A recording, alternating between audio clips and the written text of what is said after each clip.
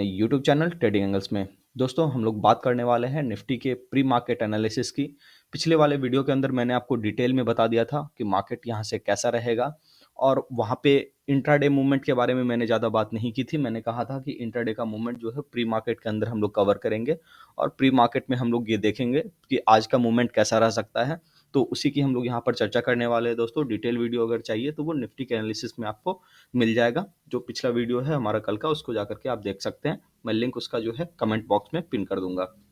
दोस्तों सबसे पहले हम लोग यहाँ पर बात करें, जैसा कि आप लोग देख रहे होंगे कि यहाँ पर काफ़ी टाइम से 5-6 दिन हो चुके हैं तकरीबन, और यहाँ पर जो है यहाँ पर बहुत ही टाइम से इस एरिया के आसपास मार्केट जो है साइडवेज हो चुका है और कहीं जा ही नहीं रहा। ठीक है, बिल्कुल सेम कहानी जो है बिल्कुल कहीं ना कहीं डाउ जोन्स के अंदर जो है आपका देखने को मिला है, और डाउ जोन्स भी जो है अपना वो भी कहीं नहीं जा रहा।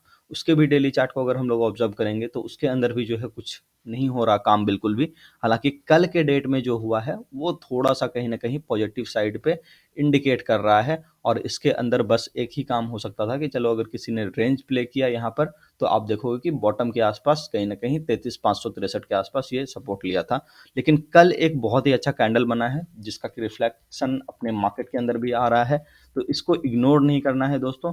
थोड़ा सा पहले ये ध्यान में रखना है, देखो सबसे पहले साइडवेज है तो कहीं ना कहीं ब्रेकआउट या ब्रेकडाउन करेगा। ठीक है, तो आप उसके हिसाब से काम करो जैसा मार्केट बोलेगा। तो यहाँ पर मैं आपको कुछ लेवल्स दूंगा जिसके हिसाब से आपको काम करना है। और यहाँ पर सबसे पहले आवरली चार्ट के ऊपर आप देखें तो यहाँ पर आप देखोगे कि इस एरिया के आसपास यहाँ पर, ठीक है, एक जो है काफी तगड़ा वाला रेजिस्टेंस बना जो पिछले 4-5 दिन से कट नहीं पा रहा है। आप यहाँ देखोगे तो यही बिल्कुल आपका जो है एरिया रहा, यही एरिया रहा, यही एरिया रहा, जो कि तकरीबन 17,880 17,900 इस जोन के आसपास कहीं ना कहीं ये रेजिस्टेंस लिया। तो सबसे ज़रूरी बात यह है कि मार्केट अगर आज खुलेगी तो आपको क्या करना है, सबसे पहले यहाँ पर आप देख लो कुछ लेवल्स को ध्यान में रखो। कि सबसे पहली बात कि कल वाले हाई के ऊपर अगर बाजार निकलने लगे, ठीक है, और यहाँ से जैसे मान लो कि अगर जैसे अभी एसजीएक्स निफ्टी आपका गैप अप दिखा रहा है, हालांकि बहुत ज़्यादा गैप अप नहीं है, 35-36 पॉइंट का गैप अप है। तो यहाँ पर आपको जो एरिया आपको ध्यान में रखना है वो ये रखना है कि आवरली चार्ट के ऊपर सबसे पहले यहाँ पर हम लोग देखें तो 17,700 के नीचे अगर बाजार आपको 17,729 के नीचे आपको बाजार सस्टेन होता हुआ दिखाई दे, तो आप यहाँ पर एक फ्रेश शॉर्ट कर सकते हैं, जिसका कि टारगेट कहीं ना कहीं 17,640 के आसपास होगा। और 17,640 650 यहाँ आने के बाद अगर बाजार थोड़ा सा रुक करके नीचे जाता है तो मार्केट और ज़्यादा नीचे जाएगा।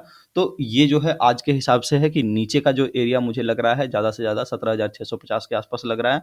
ठीक है, और ऊपर का एरिया अगर आप देखोगे तो ऊपर तो वैसे अभी ये नीचे ही जाना चाहिए मेरे ख्याल से, लेकिन फिर भी मैं आपको ऊपर का एक लेवल दे देता हूँ जहाँ पर आप कॉशस रहना, बहुत ही एग्रेसिव शॉट मत बनाना, बस कॉशस रहना और देखना कि वहाँ पर कहाँ पर आपको एक साइडवेज मूवमेंट मिलता है। जैसे कि मान लो यहाँ से निफ्टी निकलता है, निफ्टी यहाँ से निकलने के बाद इस जगह पे जाकर के कहीं ना कहीं आपको साइडवेज मूवमेंट दिखाता है, और यहाँ से फिर ऊपर चलना शुरू होता है, तो हम लोग का ये बाइंग पॉइंट हो जाएगा, और यहाँ से हम लोग कहीं ना कहीं 17,800 के आसपास से बाइंग शुरू करेंगे। तो पहले बाजार में मूवमेंट आने दें, उसके बाद फिर हम लोग यहाँ से 17,800 से लेकर के कहीं ना कहीं 17,880 के आसपास का मूवमेंट हम लोग कैच करेंगे, और इस रेजिस्टेंस के आसपास हम लोग एक बार एग्जिट करेंगे इंट्राडे के अंदर। ठीक है, तो ये रहा आपका दोस्तों निफ्टी का आपका प्री मार्केट एनालिसिस, और ये रहा आपका बैंक निफ्टी का जो व्यू है वो मेरा ऐसा है कि जैसे निफ्टी बैंक आप देखोगे तो इसके ऊपर तो आप देख लो, तो यहाँ पर भी बिल्कुल सेम सेम काम हुआ पड़ा है। ठीक है, आप देखोगे कि इस जगह पर जो है बहुत ही टाइम से मार्केट ये भी साइडवेज रख रहा था इसको बैंक निफ्टी को, और आप देखो कहीं ना कहीं ये रेड कैंडल बना है।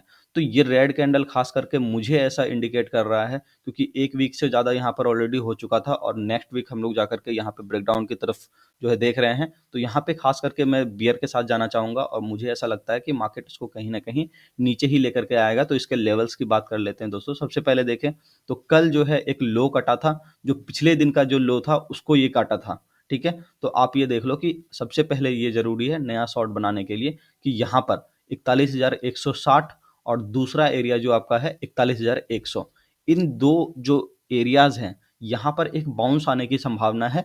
यह अगर ये बहुत ही तेजी से ब्रेक हो गया नीचे की साइड पे तो आपको वन वे मूवमेंट मिलेगा जो कि 40,600 के आसपास, 623-24 के आसपास कहीं ना कहीं आपको लेकर के जा सकता है, और यहाँ पर जो है आपको एक अच्छा खासा पैसा बन सकता है। तो 5 मिनट टाइम फ्रेम पे अगर हम लोग यहाँ पर देख लें एक बार, तो यहाँ पर आपको पता चलेगा कि इस एरिया के आसपास जैसे ये यहाँ पर खड़ा है अभी, ठीक है? मान लो गैप अप करता है और यहाँ पर ये रेजिस्टेंस लेता है, ठीक है? और रेजिस्टेंस लेने के बाद एरिया में हेल्पिंग कर सकते हो सबसे पहले इस एरिया तक, ठीक है? उसके बाद फिर अगर ये एरिया ब्रेक हो जाता है तो फिर आपकी लॉटरी लग जाएगी और फिर आपको जो है यहाँ से जो है बिल्कुल बियर ट्रेंड मिल जाएगा। लेकिन एक बात ध्यान देना है कि मार्केट मान लो यहाँ से खुला, खुलने के बाद यहाँ पर रेजिस्टेंस नहीं लिया, ठीक है? और यहाँ पर से ये सीधे-सीधे नीचे मतलब जो है आकर के यहाँ पर 41,300 के आसपास आकर के ये आपका 330 के आसपास आकर के ये यहाँ से बाज़ार ऊपर की तरफ घूमने लगा। तो आपको इसको रिस्पेक्ट करना है क्योंकि ये एक पूरा का पूरा पैटर्न है जो कहीं न कहीं आपको एक बार ऊपर की तरफ भी धकेल सकता है क्योंकि डाउ जोन्स के अंदर मैंने आपको ये बातें बता रखी हैं, ठीक है? तो इसके ऊपर ध्यान कहाँ देना है कि अगर आपको स्कैल्पिंग करनी है तो 41,400 से आप ले लो, ठीक है? पहला टारगेट 41,234 का होगा, दूसरा टारगेट होगा आपका 178 140 के आसपास कहीं न कहीं हो जाएगा, ठीक है? तो उस रेंज में आप जाकर के कहीं न कहीं स्कैल्पिंग करो और अगर यहाँ पर 41,234 का एरिया जो आपको ये दिख रहा है, 41,234, 240 का एरिया अगर यहाँ पर थोड़ा-सा कटे, तो आप थोड़ा-सा यहाँ पर ज़्यादा बियरिश हो सकते हो और 41,160 के नीचे अगर बाज़ार निकले, तो आप थोड़ा-सा और ज़्यादा बियरिश हो सकते हो, जो कि आपको नीचे का टारगेट कहीं न कहीं देगा, जो मैं पीछे भी आपको बता चुका हूँ कि तकरीबन कहीं न कहीं 41,000 का टारगेट आपको मिल जाएगा, ठीक है? तो इस एरिया के आस-पास आप नज़र रखना और देखना कि मार्केट कहाँ जा रहा है और उसके हिसाब से काम करना, ठीक है दोस्तों? तो यहाँ पर काफ़ी ज़्यादा कॉशियस रहना क्योंकि ये जो शॉर्ट करते हैं हम लोग, शॉर्ट के अंदर काफ़ी ज़्यादा कॉशियस रहना पड़ता है क्योंकि कई बार ऐसा होता है कि आप मान लो यहाँ से कुछ कर रहे हो, करने के बाद क्या है शॉर्ट कवरिंग आ गया।